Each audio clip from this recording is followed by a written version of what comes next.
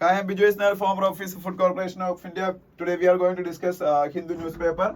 Many of Trump's priorities work for India. Jay Shankar, that is the biggest news of Hindu newspaper today. But അതിൽ നമുക്ക് അങ്ങനെ ഭയങ്കര discuss ചെയ്യാനൊന്നുമില്ല. എന്നാലും നമ്മൾ already discuss ചെയ്തിട്ടുള്ള കാര്യങ്ങൾ തന്നെയാണ്.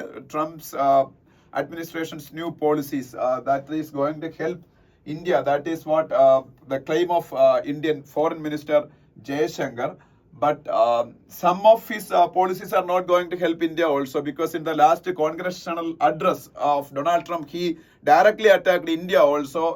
India, South Korea, then Canada, Mexico, all these countries were pointed out by Donald Trump. He's telling that he told the congressman that India like countries are imposing a lot of tariffs against the American companies, even if America is not imposing that much tariffs against India like countries. So he's going to impose counter tariffs or retaliatory tariffs on India like countries. That is what this Donald Trump administration is going to do, and that is not going to help. But there is a silver lining, because last week India's Commerce Minister Piyush Goyal visited USA, and he initiated some talks for bilateral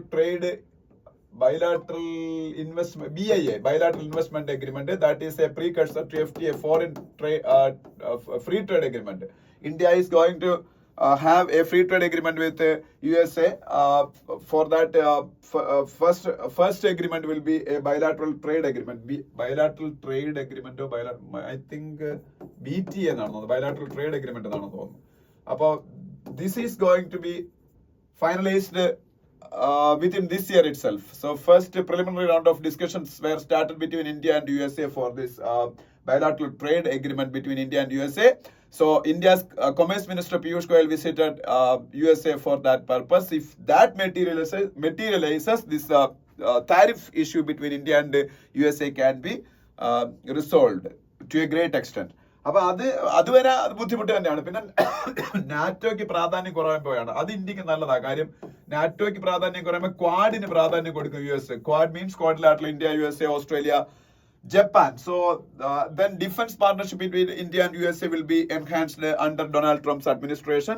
So that is also going to help India. And ICET എന്ന് പറയുന്നൊരു agreement ഉണ്ട്, Initiative on Critical and Emerging Technologies. Initiative on Critical and Emerging Technologies between India and USA. That is also going to a great help for India, especially quantum computing, artificial intelligence, അങ്ങനെയൊക്കെയുള്ള cutting edge ടെക്നോളജീസിലൊക്കെ ഇന്ത്യക്ക് അമേരിക്കയുടെ നല്ല സഹായം കിട്ടി. ഇത് ബൈഡന്റെ പീരീഡിൽ തന്നെ start ചെയ്തത്, ട്രംപ് അത് കൂടുതൽ നല്ല രീതിയിൽ ഇന്ത്യയായിട്ട് ഇതാക്കാൻ സാധ്യതയുണ്ട്. അപ്പൊ അതൊക്കെ ഇന്ത്യക്ക് നല്ലതാണ്. ഓക്കെ, അപ്പോ അത് അദ്ദേഹം ഇന്റർവ്യൂവിൽ ഇന്ത്യയുടെ എക്സ്റ്റേണൽ അഫയേഴ്സ് മിനിസ്റ്റർ ജയശങ്കർ ഈ കാര്യങ്ങളെ കുറിച്ച് പറഞ്ഞിരിക്കുകയാണ്. If Pakistan vacates POK, Kashmir issues will be solved. That is what Jaishankar yesterday stated in a meeting. Pak occupied Kashmir എന്ന് പറയുന്ന സംഭവം ഉണ്ടല്ലോ, പാകിസ്ഥാൻ ഒക്യുപ്പൈഡ് കാശ്മീർ, അത് പാകിസ്ഥാൻ വെക്കേറ്റ് ചെയ്ത കാശ്മീർ ഇഷ്യൂ പെർമനന്റ്ലി സോൾവ് ചെയ്യപ്പെടുന്നതാണ്. കാശ്മീർ പാക് ഒക്യുപ്പൈഡ് കാശ്മീർ പാകിസ്ഥാൻ വെക്കേറ്റ് ചെയ്യോ? അപ്പൊ ഇന്ത്യക്കാരോട് പറയും ഇന്ത്യ കാശ്മീർ പാകിസ്ഥാൻ വിട്ടു കൊടുക്കണം. Anyways it is not going to be sold soon, അത് ഉറപ്പാണ്. Unblock Vikatan site once it temporarily remove cartoon, high court. അത് ഈ റീസെന്റ് ആയിട്ട് വലിയൊരു വിഷയമായതാണ്. Vikatan is a news magazine in Tamil Nadu, and it recently published a cartoon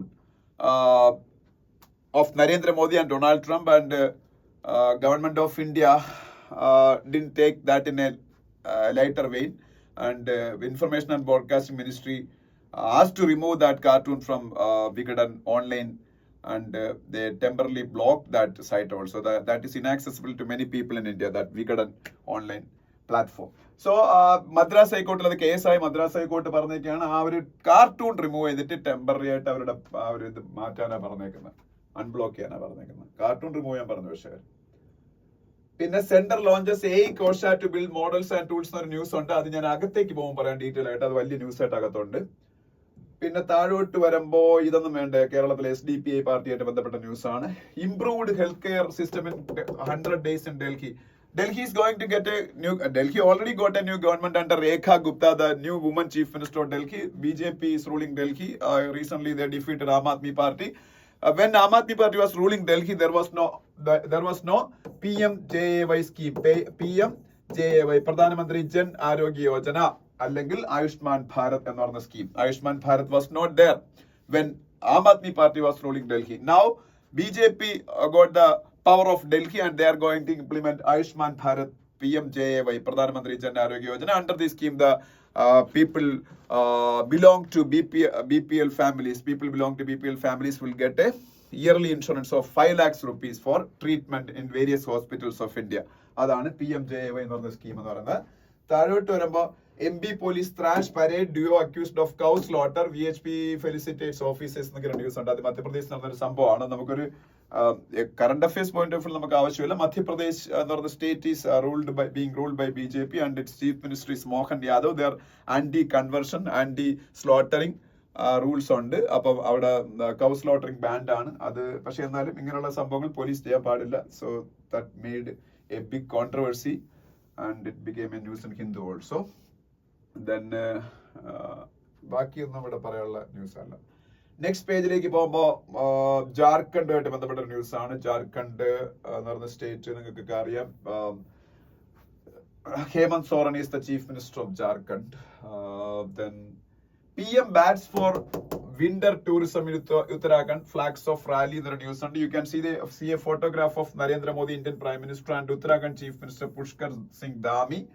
So in Uttarakhand, they are developing a place as a winter tourism destination. That is Harsil. Harsil is a place in Uttarakhand that is going to become a winter tourism destination in India. And already winter tourism destinations are there.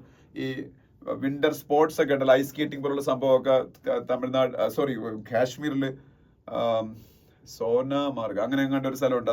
ഞാനത് മുമ്പ് നിങ്ങൾ പറഞ്ഞിട്ടില്ല, അപ്പൊ സ്ഥലത്തിന്റെ പേര് മറന്നു. Already കാശ്മീരിൽ winter tourism നല്ല രീതിയിൽ പ്രൊമോട്ട് ചെയ്യുന്നുണ്ട്. ഉത്തരാഖണ്ഡ് പ്രൊമോട്ട് ചെയ്യാൻ പോയാണ്. Another name of Uttarakhand is Devbhoomi. Devbhoomi എന്നാണ് ഉത്തരാഖണ്ഡിന് വേറൊരു പേര് എന്ന് പറയുന്നത്. ഉത്തരാഖണ്ഡിലാണ് ഇന്ത്യയിലെ ഏറ്റവും ഫേമസ് ആയിട്ടുള്ള ഹിന്ദു പിൽഗ്രിം പ്ലേസസ് ആയിട്ടുള്ള ചാർധം എന്നറിയപ്പെടുന്ന ഗംഗോത്രി, യമുനോത്രി, കേദാർനാഥ്, ബദ്രിനാഥ് എന്നിവ. Kedarnath, Badrinath, Gangotri, Yamunotri and all these four places together known as ചാർധം.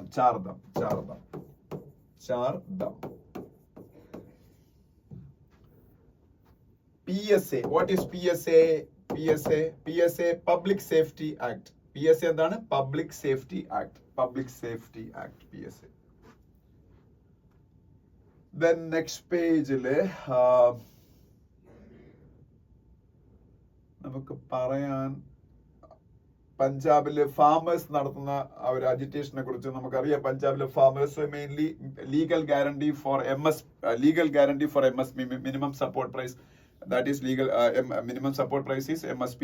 So farmers are demanding legal guarantee for MSP, minimum support price, and they were on an agitation path against Government of India. But Government of India recently started discussions with farmers, and Shivraj Singh Chauhan, India's Agriculture Minister, then Consumer Affairs Minister Prahlad Joshi, etc., discussed these issues with farmers, and now they അവര് ഒന്ന് pacified ആയിട്ടുണ്ട് അവരുടെ ഡിസ്കഷൻസിൽ. But now they are up against the Punjab government chief minister is Bhagwant Mann of Aam Aadmi party. Recent he walked out of the discussions with farmers. So farmers വലിയ വിഷയത്തിലാണ് പഞ്ചാബിലെ government against ആയിട്ട്. Punjab chief minister ആരാണ്? ഭഗവത് മാൻ അല്ലെ. പിന്നീട്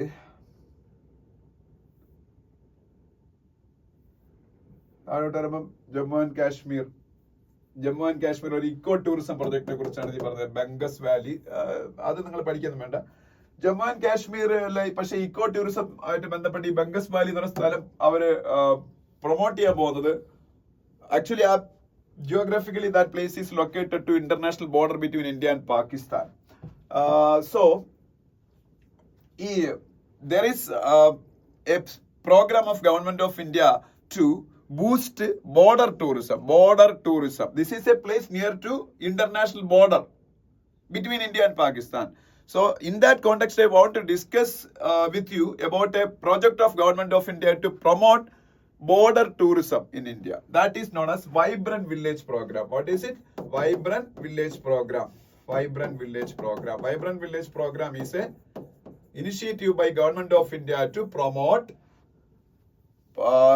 border tourism by investing a lot of amount for the infrastructural development of border villages. By that, Government of India wants to improve the security of India also, border security of India also, because അവിടുത്തെ പിള്ളേർക്ക് അവിടുത്തെ ആൾക്കാർക്ക് എല്ലാ അമ്യൂണിറ്റീസും കിട്ടും. So they will stay in there village only.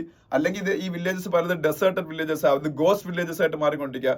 അവിടെ ആൾക്കാരില്ലെങ്കിൽ ചൈനയ്ക്കും അല്ലെങ്കിൽ പാകിസ്ഥാനൊക്കെ അവിടെ include ചെയ്യാൻ ഭയങ്കര എളുപ്പമാണ്. If these places are densely populated, they cannot include that much easily to those places. That's why government of India is aiming to make these places vibrant villages, so that government can promote tourism, border tourism. Also, they can enhance the border security of India.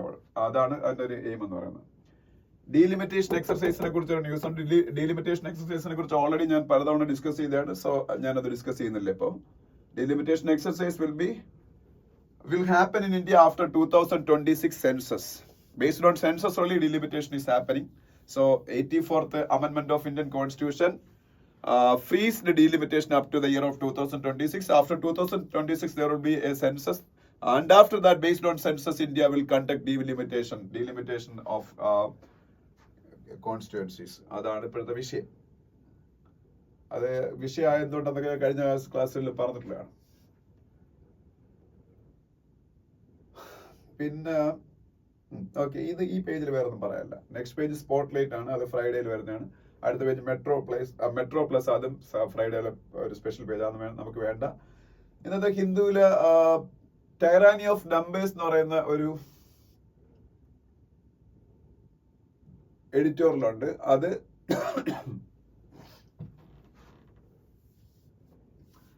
വേറൊന്നുമല്ല. ആ editorial പറഞ്ഞത് ഈ തമിഴ്നാട്ടിൽ ഇപ്പോൾ ഒരു all party meeting നടന്നു. All party മീറ്റിംഗിൽ തമിഴ്നാട്ടിൽ രാഷ്ട്രീയ പാർട്ടികളെല്ലാം കൂടെ 2026 അല്ലേ ഡീലിമിറ്റേഷൻ എക്സർസൈസിന്റെ ആ ഒരു ഫ്രീസിംഗ് മാറുന്നത്. അപ്പം അത് കഴിയുമ്പോൾ സെൻട്രൽ ഗവൺമെന്റ് ഡീലിമിറ്റേഷൻ നടത്തുമെന്ന് ഏതാണ്ട് ഉറപ്പാണ്. But that delimitation will help North Indian states only. If that is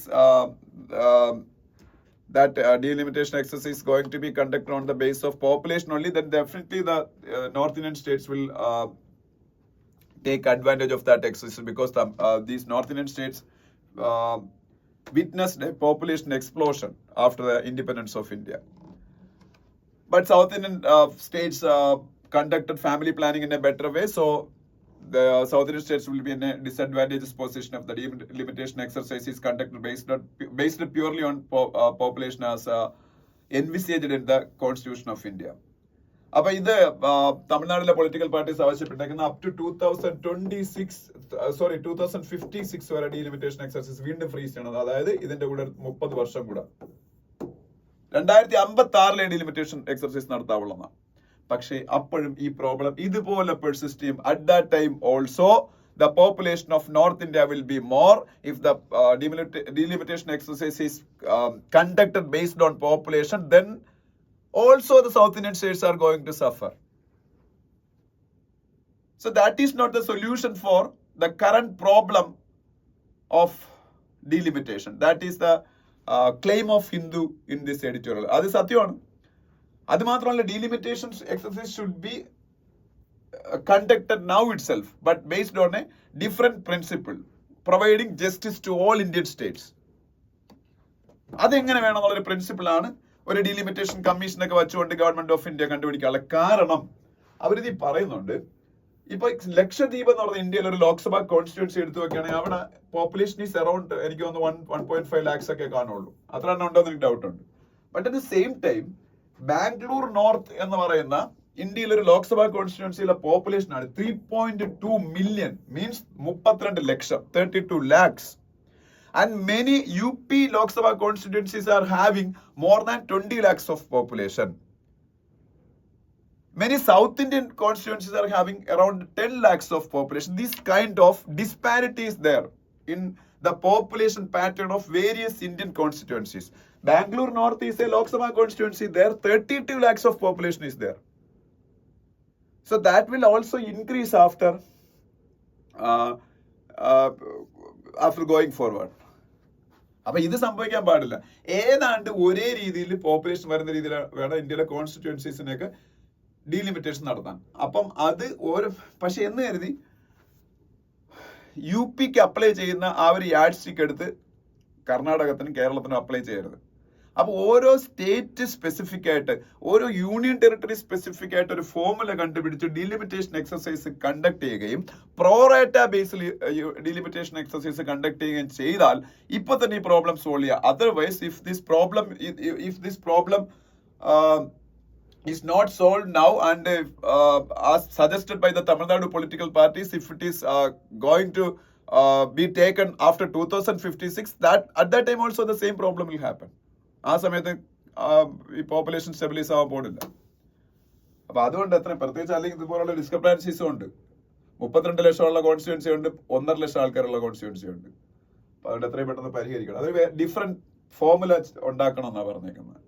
പോപ്പുലേഷനുള്ള formula വിട്ടിട്ട് പോപ്പുലേഷൻ തന്നെ ആയിരിക്കും, പക്ഷെ സ്റ്റിൽ ഓരോ സ്റ്റേറ്റിനും സ്പെസിഫിക് ആയിട്ടുള്ള ഓരോരോ ഫോർമുല. അതിന് ഡീലിമിറ്റേഷൻ കമ്മീഷൻ അതിന് വേണ്ടിയുള്ള ടേംസ് ഓഫ് റെഫറൻസ് ഒക്കെ ഉണ്ടാക്കി അവർ ചെയ്യേണ്ടി വരും. അപ്പൊ അതാണ് ഈ പറയുന്നത്. എങ്ങനെ ചെയ്യണമെന്ന് അവർ സജസ്റ്റ് ചെയ്തിട്ടില്ല. ഇനി സെക്കൻഡ് എഡിറ്റോർ എന്ന് പറഞ്ഞാൽ അൺസെറ്റിംഗ് പ്ലാൻസ് എന്ന് പറഞ്ഞ എഡിറ്റോറിലാണ്. ഇത് ഡൊണാൾഡ് ട്രംപ് ഇപ്പോ he made the first presidential address to the US Parliament, that is US Congress. Indian Parliament equivalent ആണ് US Congress എന്ന് പറയുന്നത്. So in that Congress he outlined the vision of the current government of USA. His main slogan is MAGA, Make America Great Again. How he is going to make America great again? അതാണ് അദ്ദേഹം അതിൽ പറഞ്ഞത്. അപ്പൊ അതില് നമുക്കറിയാം ഈ tariffs പല രാജ്യങ്ങളും അമേരിക്കക്കെതിരെ ചുമത്തിക്കുന്നുണ്ട്. പക്ഷെ America companies are facing big tariffs in many countries including India. പക്ഷെ അതേസമയത്ത് അമേരിക്ക ഈ പറഞ്ഞ രാജ്യങ്ങളിലെ കമ്പനീസിനൊന്നും അതുപോലെ താരിഫ് ചുമത്തിയിട്ടില്ല. അപ്പൊ അവർ കൗണ്ടർ താരിഫ് ചുമത്താൻ പോകണോ, ആന്റി ഇമിഗ്രേഷൻ പോളിസീസ് നടപ്പാക്കാൻ പോകണോ, ട്രാൻസ്ജെൻഡേഴ്സിന് ഉള്ള കൊടുത്തേക്കുന്ന ആനുകൂല്യങ്ങളെല്ലാം എടുത്ത് കളയാൻ പോകണു.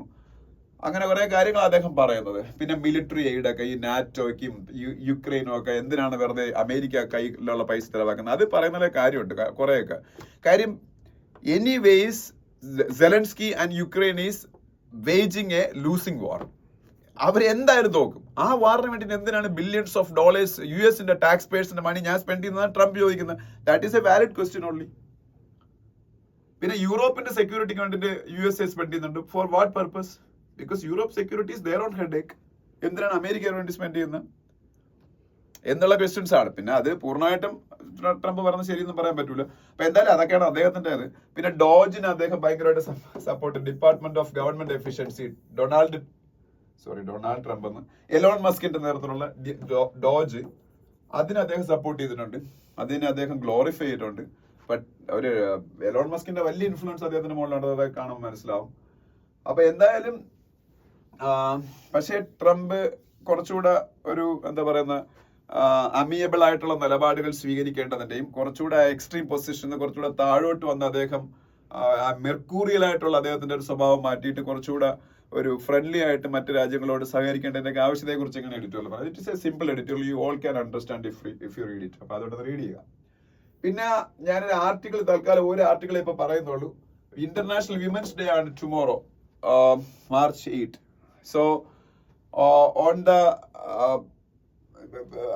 അപ്പൊ ആ ഒരു പിന്നീട് ഇന്റർനാഷണൽ വിമൻസ് ഡേ എന്നുള്ളത് മുൻനിർത്തിക്കൊണ്ട് UN വിമന്റെ റെപ്രസെന്റേറ്റീവ് ആയിട്ടുള്ള ആൾക്കാരും, UN women is an organization for women empowerment. UN women united nations organisation ആണ് for women empowerment. And UNICEF നിങ്ങൾക്ക് അറിയാം, യുണൈറ്റഡ് നേഷൻസ് ചിൽഡ്രൻ എമർജൻസി ഫണ്ടാണ്. അപ്പം അതിന്റെയൊക്കെ പ്രതിനിധികളായിട്ടുള്ള 2 പേര് ഇതിനെക്കുറിച്ച് ഇന്ത്യയിൽ നടന്നുകൊണ്ടിരിക്കുന്ന വിമൻ എംപവർമെന്റുമായിട്ട് ബന്ധപ്പെട്ട കാര്യങ്ങളെ കുറിച്ചാണ്. ഇതില് ബെയ്ജിംഗ് ഡിക്ലറേഷൻ പറഞ്ഞ 1995 വിമൻ എംപവർമെന്റുമായിട്ട് ബന്ധപ്പെട്ട് കുറെ തീരുമാനങ്ങൾ എടുത്തായിരുന്നു. ചൈനയിലെ ബെയ്ജിംഗിൽ വെച്ച് ബെയ്ജിംഗ് ഡിക്ലറേഷൻ എന്ന് പറയുന്നത് 1995. അന്ന് എടുത്ത പല തീരുമാനങ്ങളും ഇന്ത്യ പോലുള്ള രാജ്യങ്ങൾ വളരെ ഇഫക്റ്റീവ് ആയിട്ട് ഇപ്പൊ നടപ്പാക്കിക്കൊണ്ടിരിക്കുന്നു. In that way India is marching ahead in women empowerment എന്നാണ് അവർ പറഞ്ഞേക്കുന്നത്. പക്ഷെ ഇപ്പോഴും ഇന്ത്യയിൽ ഒരുപാട് പ്രോബ്ലം വിമൻ ഫേസ് ചെയ്യുന്നത് നമുക്കറിയാം. അപ്പൊ അതിൽ മെറ്റേണൽ ഹെൽത്ത് കെയർ, ഇതിൽ കുറെ സ്കീംസിന്റെ പേര് വന്നിട്ടുണ്ട്. ആ സ്കീമിനെ നിങ്ങൾ ഐഡന്റിഫൈ ചെയ്യുന്ന അതിന്റെ പ്രധാനപ്പെട്ട പ്രൊവിഷൻസ് ഒക്കെ പഠിച്ചോളാം. മെറ്റേണൽ ഹെൽത്ത് കെയർ ഇനിഷ്യേറ്റീവ് ആയിട്ടുള്ള പ്രധാനമന്ത്രി സുരക്ഷിത് മാതൃത്വ അഭിയാൻ, പ്രധാനമന്ത്രി സുരക്ഷിത് മാതൃത്വ അഭിയാൻ ആൻഡ് പ്രധാനമന്ത്രി Matru Vandana Yojana. 2 schemes are there for the maternal health care. That is definitely a women empowerment program. So ഈ ജോബ് ലോസ് ഒക്കെ ഉണ്ടാവും സ്ത്രീകൾക്ക് ഡെലിവറി പീരീഡിൽ. ആ സമയത്ത് അവർക്ക് ക്യാഷ് സപ്പോർട്ട് കൊടുക്കുക. But that is A meagre amount ഉള്ളൂ. 5,000 rupees കൊടുക്കുന്നുള്ളൂ. അതൊന്നും പോരാ. അതൊക്കെ എൻഹാൻസ് ചെയ്യേണ്ട സമയമായി. പ്രധാനമന്ത്രി മാതൃവന്ദന യോജനയിലൊക്കെ അതൊക്കെ വരുന്നത്. പിന്നെ പ്രധാനമന്ത്രി സുരക്ഷിത് മാതൃത്വ അഭിയാൻ, ഇങ്ങനെ 2 സ്കീംസിന്റെ കാര്യം അവർ പറയുന്നുണ്ട്. അപ്പൊ അതിൽ ഇൻസ്റ്റിറ്റ്യൂഷണൽ ഡെലിവറി ഒക്കെ പ്രൊമോട്ട് ചെയ്യുന്നുണ്ട്. Institutional delivery means all the pregnant women should go to a hospital for the delivery. ഈ ഹോം ബേസ്ഡ് ആയിട്ടുള്ള ഡെലിവറിക്ക് പാടില്ല. സോ ഇൻസ്റ്റിറ്റ്യൂഷണൽ ഡെലിവറി ഒക്കെ പ്രൊമോട്ട് ചെയ്തുകൊണ്ട് ഇന്ത്യയിൽ മെറ്റേണൽ മോർട്ടാലിറ്റി റേറ്റ് എന്ന് പറഞ്ഞാൽ 1000 ബർത്ത് ഉണ്ടാവുമ്പോൾ എത്ര മോർട്ടാലിറ്റി ഓഫ് മദർ സംഭവിക്കുന്നു, മെറ്റേണൽ മോർട്ട്, അതാണ്. അത് 130 ആയിരുന്നു മുമ്പ് 1 lakhന്. അത് 97 ആയിട്ട് കുറയ്ക്കാൻ പറ്റി 2020 ആയപ്പോ. That is a very good development, അല്ലെങ്കിൽ very good progress India made in that MMR. അതുപോലെ ഇന്ത്യയില് കോൺട്രാസെപ്റ്റീവ്സ്, ഈ ഗർഭനിരോധന മാർഗങ്ങൾ ഉപയോഗിക്കുന്ന സ്ത്രീകളുടെ എണ്ണം വളരെ കൂടി. ഏതാണ്ട് 57.5% ഓഫ് ഇന്ത്യൻ വിമനും അത് ഉപയോഗിക്കുന്നുണ്ട്. പിന്നെ ആയുഷ്മാൻ ഭാരത് പ്രധാനമന്ത്രി ജൻ ആരോഗ്യ യോജന, ഞാൻ ഇതിനു മുമ്പേ പറഞ്ഞോളൂ, ഡൽഹിയിൽ ഇംപ്ലിമെന്റ് ചെയ്യാൻ പോകുന്ന 5 lakhs rupees ഹെൽത്ത് ഇൻഷുറൻസ് കൊടുക്കുന്ന സ്കീം. അത് വിമൻ അതിന്റെ ഒരുപാട് ഉപഭോക്താക്കളാണ്. അപ്പൊ അതുപോലെ തന്നെ ബേട്ടി ബച്ചാവോ ബേട്ടി പഠാവോ, സ്കൂൾ പെൺകുട്ടികളെ പഠിപ്പിക്കേണ്ടതിന്റെയും പെൺകുട്ടികളെ ഫീമെയിൽ ഇൻഫന്റിസൈഡ്, ഫീമെയിൽ ഫീറ്റിസൈഡ് പോലുള്ള പ്രശ്നങ്ങളൊക്കെ പിന്നീട് ഒഴിവാക്കേണ്ടതിന്റെ ആവശ്യത്തെ കുറിച്ചുള്ള ഒരു ക്യാമ്പയിനിങ് ആയിരുന്നു. അതും ഇന്ത്യയിൽ നല്ല ഇമ്പ്രൂവ്മെന്റ് ഉണ്ടാക്കിയ ഒരു സംഭവമാണ് സ്ത്രീകൾക്ക്. പിന്നെ നാഷണൽ എഡ്യൂക്കേഷൻ പോളിസിയെ കുറിച്ച് ഇത് പറയുന്നുണ്ട്. അതില് വിമൻ എഡ്യൂക്കേഷന് കൊടുക്കുന്ന പ്രാധാന്യത്തെ കുറിച്ച്. അങ്ങനെ കുറെ ഇതെല്ലാം എന്താണെന്ന് മനസ്സിലാക്കി വെച്ചേക്കാം. Beti Bachao Beti Padhao, national education policy 2020, പ്രധാനമന്ത്രി ജൻ ആരോഗ്യ യോജന, പ്രധാനമന്ത്രി സുരക്ഷിത് മാതൃത്വ അഭിയാൻ, പ്രധാനമന്ത്രി Matru Vandana Yojana, the national rural livelihood മിഷനും നാഷണൽ അർബൻ ലൈവ്ലിഹുഡ് മിഷനും. അതുവഴി ഒരുപാട് സ്ത്രീകൾക്ക് ഫിനാൻഷ്യൽ എയ്ഡ് ആയി കൊടുത്ത് അവരെ എംപവേർഡ് ആക്കി. അതിനെ കുറിച്ച് പറഞ്ഞു. അപ്പൊ national rural NRHM, national rural livelihood mission എന്താണെന്ന് മനസ്സിലാക്കണം. NUHM, national urban livelihood mission, NRLM, national rural livelihood mission, മനസ്സിലായി. NULM, national urban livelihood mission. ഇതൊക്കെ എന്താണെന്ന് മനസ്സിലാക്കണം. ഓക്കെ, അതൊക്കെ ഇത് പറയുന്നുണ്ട്. പിന്നെ Deen Dayal Antyodaya Yojana, national rural livelihood mission എന്നാണ് ആ സ്കീമിന്റെ യഥാർത്ഥ പേര്. അപ്പൊ ദീൻ ദയാൽ ഉപാധ്യായയുടെ പേരിലാണ്. ദീൻ ദയാൽ ഉപാധ്യായ ജനസംഘത്തിന്റെ ഒക്കെ ഫൗണ്ടർ ആയിരുന്നു. BJPയുടെ ആദിമ രൂപമാണ് ജനസംഘം. അപ്പൊ അതിന്റെ ഫൗണ്ടറാണ് ദീൻ ദയാൽ ഉപാധ്യായ. അദ്ദേഹത്തിന്റെ പേരാണ് ഈ സ്കീമിന് കൊടുത്തേക്കുന്നത്. പിന്നെ പ്രധാനമന്ത്രി ഗ്രാമീൺ ഡിജിറ്റൽ സാക്ഷരത അഭിയാൻ, ഇതിനെ കുറിച്ച് പറഞ്ഞു. സ്ത്രീകൾക്ക് ഡിജിറ്റൽ സാക്ഷരത അതുവഴി ഒരുപാട് കൊടുത്തു. So these all schemes should be studied by you people. That's why I selected this article for discussion. അപ്പൊ ഇതിൽ ഇങ്ങനെ കുറെ കാര്യങ്ങളാണ്. പിന്നെ women reservation bill, this is very important. The 106th Constitutional Amendment of India, Nari Shakti Vandan Adhiniyam, providing 33% reservation for women in Lok Sabha and state legislative assemblies. അപ്പൊ അതിനെ കുറിച്ച് അതെല്ലാം വിമൻ എംപവർമെന്റ് ഭാഗമായിട്ട് ഇന്ത്യ ചെയ്ത കുറെ കാര്യങ്ങളാണ്. അപ്പം ഇപ്പൊ ബെയ്ജിംഗ് ഡിക്ലറേഷൻ 1995 വന്ന് ഇപ്പൊ 30th ആനിവേഴ്സറി അതിന്റെ. അപ്പൊ 2025. അപ്പൊ ആ 30th ആനിവേഴ്സറി ഇന്ത്യ ഒരുപാട് പ്രോഗ്രസ് വിമൻ എംപവർമെന്റ് ഫീൽഡിൽ അച്ചീവ് ചെയ്തിട്ടുണ്ടെന്നുള്ള രീതിയിലാണ് ഈ 2 ലേഡീസും, UN വിമന്റെ റെപ്രസെന്റേറ്റീവും യൂണിസെഫിന്റെ റെപ്രസെന്റേറ്റീവും പറഞ്ഞിരിക്കുന്നത്. പിന്നെ അടുത്ത പേജുകളിലേക്ക് പോകുമ്പോൾ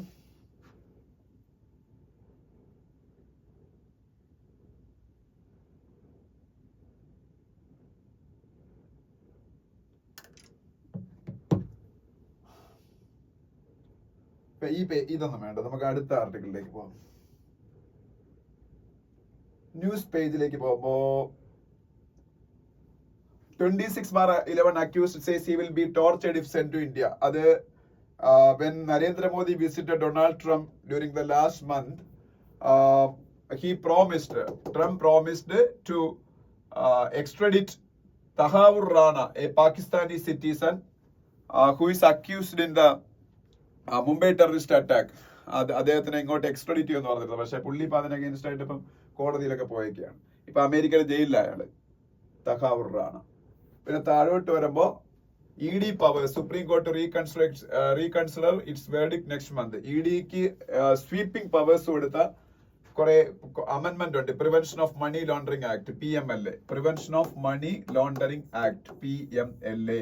ഇത് മുംബൈ ഇന്ത്യയിലുള്ളതാണ്. പക്ഷേ 2021 തോന്നുന്നു. അത് ഏത് ഇയർ ആണെന്ന് നോക്കിക്കോളണം. 2020-21 പീരീഡിൽ എപ്പോഴോ PMLA ഒരു അമെന്റ്മെന്റ് കൊണ്ടുവന്നു. അമെന്റ്മെന്റ് കൊണ്ടുവന്നതിന് ശേഷം ED became very powerful, and if a case is registered by Enforcement Directorate under Prevention of Money Laundering Act, it will be very difficult to get bail also. അപ്പൊ അതുകൊണ്ട് അതിന് against ആയിട്ട് കുറെ ആൾക്കാർ ഇപ്പൊ കോടതിയിലൊക്കെ പോയിട്ടുണ്ട്. അപ്പൊ സുപ്രീം കോടതി ആ കേസ് പരിഗണിച്ചുകൊണ്ടിരിക്കുക. PMLA പുതിയ provisions which is empowering ED, enforcement directorate. പിന്നെ അനിൽ ചൗഹാൻ, ഇന്ത്യയുടെ chief of defence staff, CDS, chief of defence staff is Anil Chauhan. So he's visiting Australia. അപ്പൊ അതുമായിട്ട് ബന്ധപ്പെട്ട ഒരു ന്യൂസ് കാണാം. ഇന്ത്യയുടെ ചീഫ് ഓഫ് ഡിഫൻസ് സ്റ്റാഫ് ആണ് അനിൽ ചൗഹാൻ. ആ പേര് പഠിച്ചു വെച്ചേക്കണം. CISF, central industrial security force, ഇന്ത്യയുടെ പാരാമിലിറ്ററി ഫോഴ്സസിൽ ഒരെണ്ണം. CRPF ആണ് ഇന്ത്യയുടെ biggest paramilitary force. Border security force BSF ഉണ്ട്. ITBP, Indo Tibetan border police ഉണ്ട്. CISF, central industrial security force ഉണ്ട്. ആസാം റൈഫിൾസ് ഉണ്ട്. അപ്പോൾ CISF is a paramilitary force of India. They are going to recruit 20,000 personnel annually. CISFന്റെ director തന്നെ അത് പറഞ്ഞേക്കുന്നത്. CISFന്റെ director തന്നെയാണ് രജ്വീന്ദർ സിംഗ് ബാട്ടി. ഓക്കെ, പിന്നെ ഇതെന്ന് പഠിച്ചു വെച്ചേക്കുക. INS തരിണി എന്ന് പറയുന്ന ഇന്ത്യൻ നേവൽ ഷിപ്പാണ്. അതിന്റെ അകത്ത് അതൊരു പായ്ക്കപ്പലാണ്. ഇതിനകത്ത് 2 ladies circumnavigation of the globe, ലോകം ചുറ്റിക്കൊണ്ടിരിക്കുക. അതാരൊക്കെയാണെന്ന ദിൽന കെയും രൂപ. ദിൽന കെ ആൻഡ് രൂപ, 2 സ്ത്രീകൾ മാത്രം ചേർന്ന് ലോകം ചുറ്റുന്നു. ഒന്ന് ആലോചിച്ച് നോക്കിയേ. അതും പായ്ക്കപ്പലില്. അതിന്റെ പേര് INS തരണി എന്നാണ്. നേവിക്കാരാണ് ഇവർ, നേവി ഓഫീസേഴ്സ് ആണ്. ദിൽന കെ ആൻഡ് രൂപ. ഇതിന്റെ പേര് നാവിക സാഗർ പരിക്രമ എന്നാണ്. നാവിക Sagar Parikrama. സർക്കം navigation of the ഗ്ലോബിന് കൊടുത്തേക്കുന്ന പേരെന്താണ്? ലോകം ചുറ്റിയാണ്. നാവിക സാഗർ പരിക്രമ.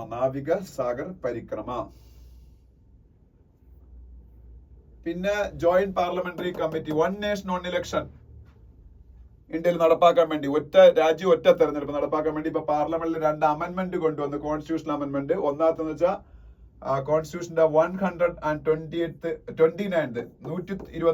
ഭരണഘടന, കോൺസ്റ്റിറ്റ്യൂഷൻ 129th അമെന്റ്മെന്റ് ബിൽ 2024. അതാണ് ഫസ്റ്റ്.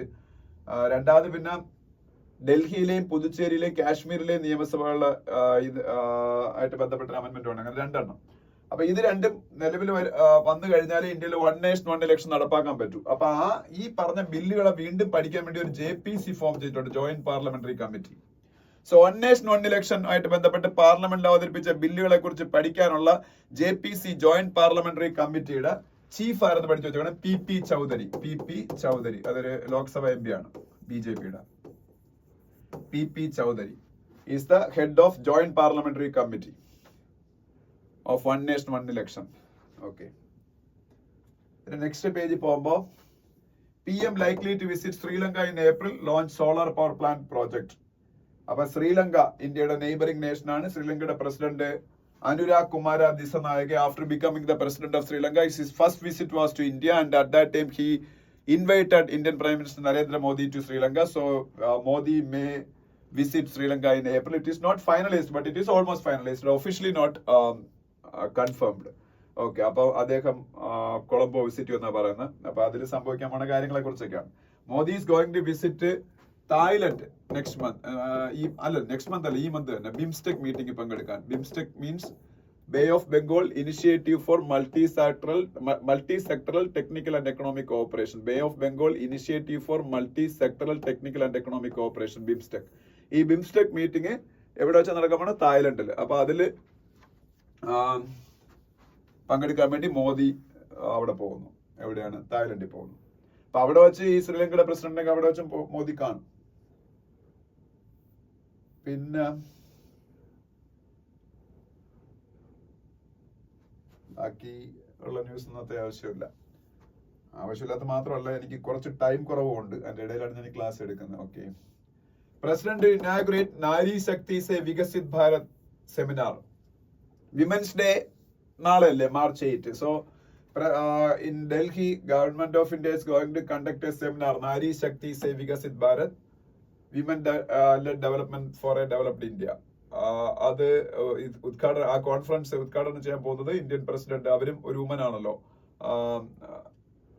അതില് ആശാ വർക്കേഴ്സ്, അംഗൻവാടി വർക്കേഴ്സ്, ഇന്ത്യയുടെ ആർമിയിലെ, എയർഫോഴ്സിലെ, അങ്ങനെയൊക്കെയുള്ള പാരാമിലിറ്ററി ഫോഴ്സസിലെ, ആംഡ് ഫോഴ്സസിലേക്ക് ലീഡേഴ്സ് ആയിട്ടുള്ള സ്ത്രീകൾ ഇവരെല്ലാം പങ്കെടുക്കുമെന്നാ പറയുന്നത്.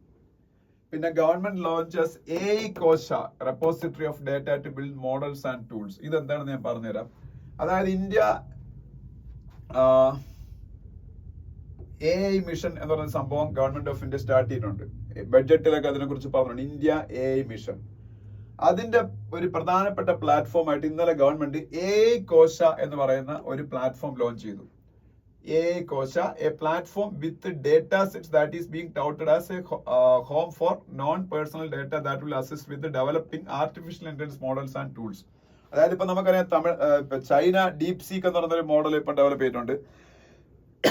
ChatGPT പോലുള്ള പ്ലാറ്റ്ഫോം US ഡെവലപ്പ് ചെയ്തിട്ടുണ്ട്. ഈ ഗ്ലോബലി ആർട്ടിഫിഷ്യൽ ഇന്റലിജൻസിൽ ഈ പറഞ്ഞ 2 രാജ്യങ്ങളും കഴിഞ്ഞാൽ മുന്നിൽ നിൽക്കുന്ന ഒരു രാജ്യമാണ് ഇന്ത്യ. പക്ഷെ ഇന്ത്യക്ക് ഇതുപോലുള്ള ഒരു പ്ലാറ്റ്ഫോം ഡെവലപ്പ് ചെയ്തിരിക്കും കഴിഞ്ഞിട്ടില്ല. പക്ഷെ അത് ഡെവലപ്പ് ചെയ്യാൻ വേണ്ടിയിട്ട് ഗവൺമെന്റ് ഓഫ് ഇന്ത്യ, ഇന്ത്യയിലെ പ്രൈവറ്റ് കമ്പനീസിനെ എല്ലാം ഭയങ്കരമായിട്ട് ഇപ്പോൾ സപ്പോർട്ട് ചെയ്യാൻ പോയാണ്. For that government of India started India AI mission. That mission has around 10,370 crores of funding from government of India. So that also you should study. India AI mission, the fund provided by fund being provided by government of India for this India's AI mission is 10,370 crore. As part of this India AI mission, government of India yesterday launched AI Kosha. അതില് ഈ data സെറ്റ്സും എല്ലാം ഉണ്ട്, ഇതുപോലുള്ള artificial intelligence മോഡൽസും ടൂൾസും ഒക്കെ develop ചെയ്യാനുള്ള. അപ്പൊ അത് ഉപയോഗപ്പെടുത്തി ഇന്ത്യയിലും ഇതുപോലുള്ള ഭാവിയിൽ ഒരു ഡീപ് സീക്ക് ഒക്കെ വരും നമുക്ക് പ്രതീക്ഷിക്കാം. പിന്നെ താഴോട്ട് വരുമ്പം വേറൊരു പ്രധാനപ്പെട്ട കാര്യമുണ്ട്. ₹1 lakh crore fund to stimulate private sector research and development close to approval എന്ന് പറഞ്ഞത് ഇപ്പോഴത്തെ ബഡ്ജറ്റിലൊക്കെ പറഞ്ഞിട്ടുള്ളതാണ്. ഇന്ത്യയില് പ്രൈവറ്റ് സെക്ടർ മേഖലയിൽ റിസർച്ചും ഡെവലപ്മെന്റും പ്രൊമോട്ട് ചെയ്യാൻ വേണ്ടി 1 lakh crore സ്പെൻഡ് ചെയ്യാൻ പോയ. അപ്പൊ അത് ആക്ച്വലി നമ്മളെ പ്രൊഡക്ഷൻ ലിങ്ക്ഡ് ഇൻസെന്റീവ് എന്ന് പറയുന്ന സ്കീം ഉണ്ട് ഇന്ത്യയിൽ, പ്രൊഡക്ഷൻ പ്രൊമോട്ട് ചെയ്യാൻ വേണ്ടിയിട്ട്. അത് ഞാൻ പലതവണ പറഞ്ഞിട്ടുള്ളതാണ്, പ്രൊഡക്ഷൻ ലിങ്ക്ഡ് ഇൻസെന്റീവ്. അതുകൊണ്ടാണ് ഈ ആപ്പിൾ കമ്പനിയൊക്കെ ഇന്ത്യയിൽ നിന്ന് ഇപ്പോൾ ഇഷ്ടംപോലെ ആപ്പിളൊക്കെ ഫോണൊക്കെ പ്രൊഡ്യൂസ് ചെയ്തോ കയറ്റുകയൊക്കെ ചെയ്യുന്നത്. ഒരുപാട് കമ്പനീസിന് പല മേഖലയിലായിട്ട് പ്രൊഡക്ഷൻ ലിങ്ക്ഡ് ഇൻസെന്റീവ്, മാനുഫാക്ചറിംഗ് മേഖലയിൽ അതിന്റെ ഗുണം കിട്ടുന്നുണ്ട്. ഇതുപോലെ റിസർച്ച് ആൻഡ് ഡെവലപ്മെന്റ് ഫീൽഡിലെ PLI എന്ന് വേണമെങ്കിൽ പറയാം ഈ പറഞ്ഞ 1 lakh crore ഫണ്ടിന്. കാര്യം ഇതില് 0% റേറ്റിലൊക്കെയാണ് ഗവൺമെന്റ് ലോൺസും ഒക്കെ കൊടുക്കാൻ പോണത് ഇന്ത്യയിൽ റിസർച്ചും ഡെവലപ്മെന്റും ഇംപ്രൂവ് ചെയ്യാൻ വേണ്ടി. പക്ഷെ ഇതിൽ സെലക്ട് ആവുന്ന കമ്പനീസ് അവരുടെ റിസർച്ചിന്റെയും ഇന്നോവേഷൻസിന്റെയും ബേസിൽ പ്രോഡക്റ്റ് ഉണ്ടാക്കണം എന്നാണ്. Ultimately that will lead to a product. Their research and innovation should lead to a product. In that way, India's innovation ecosystem can be enhanced. Currently, India is in the 40th position, the Global Innovation Index. There is an index, Global Innovation Index. In that, India is in the 40th position. That is a very good rank only. Previously, it was India was in the 80th position. India, during the last 10 years, made a tremendous progress and reached the position of 40th position. But still, India can make tremendous progress and top 25 ഇന്ത്യക്ക് വരാൻ പറ്റും. അപ്പൊ അതിന് വേണ്ടിയിട്ട് ആണ് ഈ government ഈ പറഞ്ഞ 1 lakh crore ഒക്കെ സ്പെൻഡ് ചെയ്യാൻ. ഓൾറെഡി ഇന്ത്യയുടെ GDPയുടെ 1% പോലും നമ്മൾ ഈ റിസർച്ചിന് ഇൻവെസ്റ്റ് ചെയ്യുന്നില്ല. അതേസമയത്ത് ചൈനയൊക്കെ 1.5 to 3% സ്പെൻഡ് ചെയ്യുന്നുണ്ട്. അതുപോലെ ഇന്ത്യയിലെ പ്രൈവറ്റ് സെക്ടർ R&Dക്ക് വേണ്ടി സ്പെൻഡ് ചെയ്ത് 30 to 36% മാത്രമാണ് അവരുടെ ഇന്ത്യയുടെ മൊത്തം റിസർച്ച് ഇൻവെസ്റ്റ്മെന്റിന്. അതേസമയത്ത് US ലും ചൈനയിലൊക്കെ പ്രൈവറ്റ് സെക്ടറാണ് അവിടുത്തെ മൊത്തം റിസർച്ചിന്റെ 75% ഇൻവെസ്റ്റ് ചെയ്യുന്നത്. അപ്പൊ ഇതൊക്കെ കൊണ്ടാണ് ഗവൺമെന്റ് ഇങ്ങനെ പ്രൈവറ്റ് സെക്ടറിനെ കൂടുതലായിട്ട് ഇതിലേക്ക് ഇനിഷ്യേറ്റ് ചെയ്യാൻ വേണ്ടിയിട്ട് ഇങ്ങനെ ഒരു ഫണ്ടിങ് സ്കീം കൊണ്ടുവരുന്നത്. ഓക്കെ, അതിന്റെ കൂടെ ഒരു ANRF വരുന്നുണ്ട്. ANRF എന്താണെന്ന് ഇവിടെ പറയുന്നുണ്ട്, അനുസന്ധാൻ നാഷണൽ റിസർച്ച് ഫൗണ്ടേഷൻ. അതിലൊരു 50,000 കോടിയുടെ ഫണ്ടിങ് വരുന്നുണ്ട്. അതിൽ 36,000 crores ഫണ്ടിങ് വരുന്നത് പ്രൈവറ്റ് സെക്ടറിൽ നിന്നായിരിക്കും. അതും ഈ റിസർച്ച് ഡെവലപ്പ് ചെയ്യാനാണ്. Anusandhan national research foundation, ANRF. ഓക്കെ, പിന്നെ SC കൊളീജിയം പുതിയ ജഡ്ജിനെ സെലക്ട് ചെയ്യാൻ തീരുമാനിച്ച കാര്യമൊക്കെ പറയുന്നുണ്ട്. കൊളീജിയം സിസ്റ്റം ഒക്കെ അറിയാമല്ലോ, സുപ്രീം കോടതിയിലെയും ഹൈക്കോടതികളിലെയും ജഡ്ജിമാരെ സെലക്ട് ചെയ്യാനാണ് കൊളീജിയം സിസ്റ്റം. പിന്നെ ഇൻഫ്ലേഷൻ ഇന്ത്യയിൽ കുറഞ്ഞു കാണും എന്നൊരു ന്യൂസ് ഉണ്ട്. CPI inflation, consumer price index based inflation So ഇന്ത്യയിലെ റീറ്റെയിൽ ഇൻഫ്ലേഷൻ കാൽക്കുലേറ്റ് ചെയ്യാൻ ഉപയോഗിക്കുന്ന ഇൻഡെക്സ് ആണ് CPI consumer price index. That should be around 4%. That is the ideal rate for this consumer price index inflation. So in the last month, India's consumer price index inflation might have reached 4.1%. And that official confirmation is not came. Okay. പിന്നെ ESIC കുറിച്ചൊരു news ഉണ്ട്. Employee state insurance corporation, ESIC. പിന്നെ Ola electric first EV two-wheeler maker to back PLA initiative. ഇത്രയും മുമ്പ് ഞാൻ ഇതിനെ കുറിച്ച് പറഞ്ഞേ ഉള്ളൂ. എന്താണ് പ്രൊഡക്ഷൻ ലിങ്ക്ഡ് ഇൻസെന്റീവിനെ കുറിച്ച്. അപ്പൊ പ്രൊഡക്ഷൻ ലിങ്ക്ഡ് ഇൻസെന്റീവ് ഇന്ത്യയിൽ ആദ്യമായിട്ട് നേടുന്ന EV to-wheeler company, electric to-wheeler കമ്പനിയാണ് ഓല ഇലക്ട്രിക്. പിന്നെ നെക്സ്റ്റ് ഇയറിൽ ഇന്ത്യ 6.5% ഗ്രോ ചെയ്യുമെന്ന് ക്രിസിൽ പ്രൊഡിക്ട് ചെയ്തേക്കുന്നത്. അതിപ്പോ തൽക്കാലം അത് എഴുതിയാലും കുഴപ്പമില്ല. പിന്നെ നെക്സ്റ്റ് പേജിലേക്ക് പോകുമ്പോൾ വേൾഡ് പേജില് വൊളോഡിമിർ സെലൻസ്കി, യുക്രൈന്റെ പ്രസിഡന്റ്, യൂറോപ്യൻ കമ്മീഷന്റെ പ്രസിഡന്റ് ഉർസുല വോണ്ടർ ലൈനുമായിട്ട് നിൽക്കുന്ന ഒരു ഫോട്ടോ ഉണ്ട്. Now Europe is the only force which is strongly backing Ukraine-Russia war or Ukraine, because Donald Trump already stated that he is not going to provide any arms or financial support to Ukraine. So he wants to end Russia-Ukraine war immediately. That's why Zelensky is entirely dependent on the support of Europe for the continuation of the war. But അത് വളരെ difficult ആയിരിക്കും. Europe മാത്രം support ചെയ്യേണ്ട ഒരു കാര്യമില്ല. പിന്നെ French president Emmanuel മാക്രോണായിട്ട് ബന്ധപ്പെട്ട ഒരു സ്റ്റേറ്റ്മെന്റ് കാണാം. പിന്നെ സുഡാൻ എന്നുള്ള രാജ്യം UAEക്ക് അഗെയിൻസ്റ്റ് ആയിട്ട് ICJ ഇന്റർനാഷണൽ കോർട്ട് ഓഫ് ജസ്റ്റിസിൽ കേസ് കൊടുത്തു. കാര്യം അവിടെ സിവിൽ വാർ നടക്കുകയാണ് സുഡാനിൽ. അവിടുത്തെ പട്ടാളവും പാരാമിലിറ്ററി ഫോഴ്സും തമ്മിൽ. സോ പാരാമിലിറ്ററി ഫോഴ്സിനെ ഫണ്ടിങ് കൊടുത്ത് സഹായിക്കുന്ന UAE ആണ്. So UAE should be prosecuted for crimes against humanity എന്നുള്ള പേരിൽ സുഡാൻ ഇപ്പോ ICJ അപ്രോച്ച് ചെയ്തിരിക്കുകയാണ്. International court of justice headquartered in Hague, നെതർലാൻഡ്സിലെ ഹേഗിലാണ് ICJയും ICCയും ഇന്റർനാഷണൽ ക്രിമിനൽ കോർട്ട്. അവർ അപ്രോച്ച് ചെയ്ത് ICJ ആണ്. പക്ഷെ പിന്നെ വേറെ ന്യൂസ് നടക്കില്ല. പിന്നെ സ്പോർട്സ് പേജിൽ പ്രത്യേകിച്ച് പറയാനുള്ള ക്രിക്കറ്റ് കളി ഇപ്പൊ നടന്നുകൊണ്ടിരിക്കുന്നു. ഇന്ത്യയും ന്യൂസിലാൻഡ് തമ്മിലുള്ള ഫൈനൽ ഞായറാഴ്ചയാണെന്ന് തോന്നുന്നു. പിന്നെ ചാമ്പ്യൻസ് ലീഗ്, യൂറോപ്പിലെ ഏറ്റവും വലിയ ക്ലബ് ഫുട്ബോൾ ചാമ്പ്യൻഷിപ്പ് അത് നടന്നുകൊണ്ടിരിക്കുന്നതിനെ കുറിച്ചുള്ള ന്യൂസ് ഒക്കെ ഉള്ളൂ. അപ്പൊ ഇത്രയേ ഉള്ളൂ ഇന്നത്തെ കറണ്ട് അഫയേഴ്സ്. ബാക്കി നാളെ. Thank you.